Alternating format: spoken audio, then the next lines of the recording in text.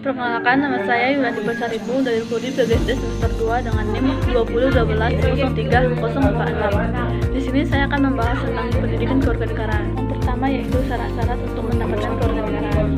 Indonesia, syarat-syarat untuk mendapatkan kewarganegaraan diatur dalam Undang-Undang Nomor 9. Adapun syarat-syaratnya yaitu yang pertama, minimal berusia 18 tahun atau sudah menikah atau kawin.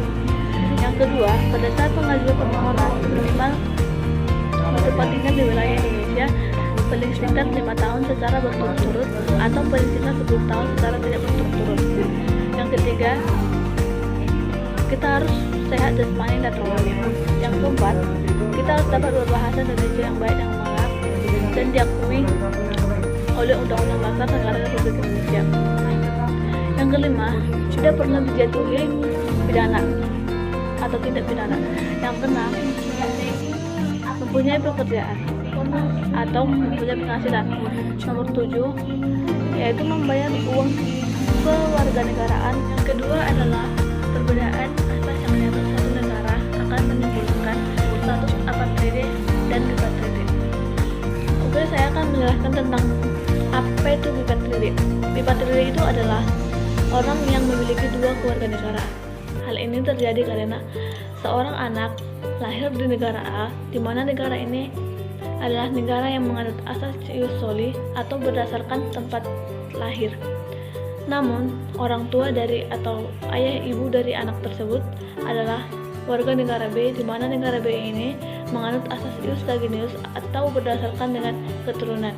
Dengan demikian, anak tersebut mendapatkan kewarganegaraan dari negara A karena anak tersebut lahir di negara A, dan anak tersebut juga mendapatkan kewarganegaraan dari negara B karena merupakan keturunan dari warga negara B.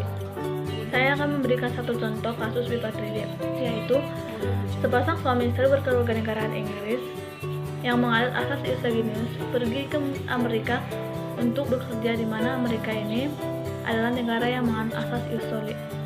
Setelah lama bekerja di Amerika, sepasang suami istri ini melahirkan seorang anak yang diberi nama Alex. Berdasarkan dengan hal ini, Alex mendapatkan dua kewarganegaraan. Yang pertama karena Alex lahir di negara Amerika. Yang kedua karena Alex merupakan keturunan dari warga negara Inggris. Yang selanjutnya adalah apatride. Apatride adalah seseorang yang tidak memiliki kewarganegaraan. Hal ini bisa terjadi ketika seseorang lahir di negara yang mempunyai asas yang berbeda. Misalnya, anak lahir di negara B dengan menganut asas ius sanguinis atau berdasarkan keturunan. Namun kedua orang tuanya bukan warga negara B, maka negara B tidak akan memberikan kewarganegaraan kepada anak tersebut.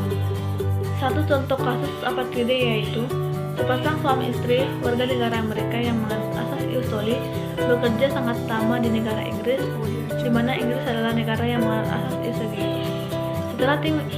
Setelah tinggal lama di negara Inggris, lahirlah anak yang diberi nama Johnny. Johnny tidak akan mendapatkan kewarganegaraan dari negara Inggris karena negara Inggris adalah negara yang menganut ius sanguinis. Johnny tidak akan mendapatkan kewarganegaraan dari Amerika Serikat karena tidak lahir di negara Amerika, meskipun orang tuanya adalah warga negara Amerika.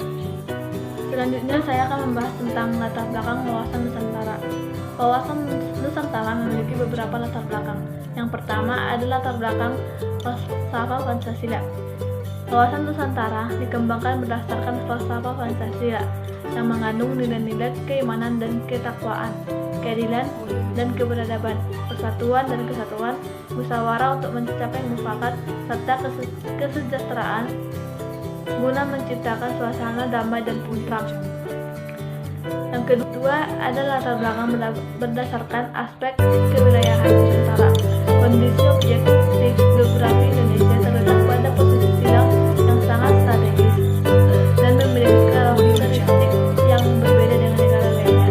Hal tersebut menjadi aspek yang melatar belakangi pengembangan wawasan Nusantara, mulai dari kondisi objektif geografi Indonesia mengandung beraneka ragam alam, baik yang di dalam maupun di permukaan bumi. Yang ketiga, latar belakang aspek berdasarkan sosial budaya. Wawasan Nusantara juga dikembangkan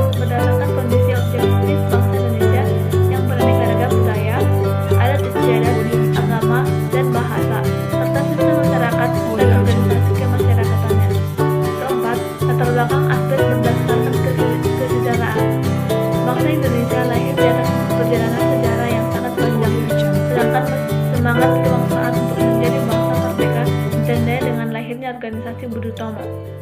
Wawasan Nusantara dikembangkan berdasarkan aspek kesejarahan atas dasar pengalaman sejarah yang tidak menerima terulangnya perpecahan dalam lingkungan bangsa dan negara Indonesia. Selanjutnya, saya akan membahas unsur-unsur wawasan Nusantara. Unsur-unsur wawasan Nusantara terbagi atas beberapa. Yang pertama yaitu wadah atau kontur. Wadah kehidupan bermasyarakat, berbangsa dan bernegara mencakup seluruh wilayah Indonesia yang memiliki sifat serba Nusantara dengan kekayaan alam dan penduduk serta aneka ragam budaya. Yang kedua, isi atau kontak. Isi merupakan aspirasi bangsa yang berkembang di masyarakat dan cita-cita serta tujuan nasional. Ketiga, ada tata laku atau konduk. Hasil interaksi antara wadah dan isi wawasan kebangsaan akan berwujud tata laku yang terdiri dari tata laku lahiriah dan tata laku batiniah. Tata laku lahiriah adalah perbuatan, tindakan, dan perilaku dari bangsa Indonesia. Sedangkan tata laku batiniah adalah semangat dan mentalitas yang baik dari bangsa Indonesia. Yang selanjutnya adalah hubungan wawasan Nusantara dengan ketahanan nasional. Dalam penyelenggaraan kehidupan nasional, agar senantiasa mengarah pada pencapaian tujuan nasional, diperlukan suatu landasan dan pedoman yang kokoh berupa konsepsi wawasan kebangsaan untuk mewujudkan aspirasi bangsa serta kepentingan dan tujuan nasional. Wawasan nasional bangsa Indonesia merupakan wawasan Nusantara yang tidak lain adalah pedoman bagi proses pembangunan nasional menuju tujuan nasional. Sedangkan ketahanan nasional adalah kondisi yang harus diwujudkan agar proses pencapaian berjalan dengan sukses. Secara ringkas, dapat dikatakan bahwa wawasan kebangsaan dan ketahanan nasional merupakan dua konsepsi dasar yang saling mendukung sebagai pedoman bagi penyelenggaraan kehidupan berbangsa. Sekian penjelasan saya tentang materi pendidikan kewarganegaraan. Saya ucapkan terima kasih.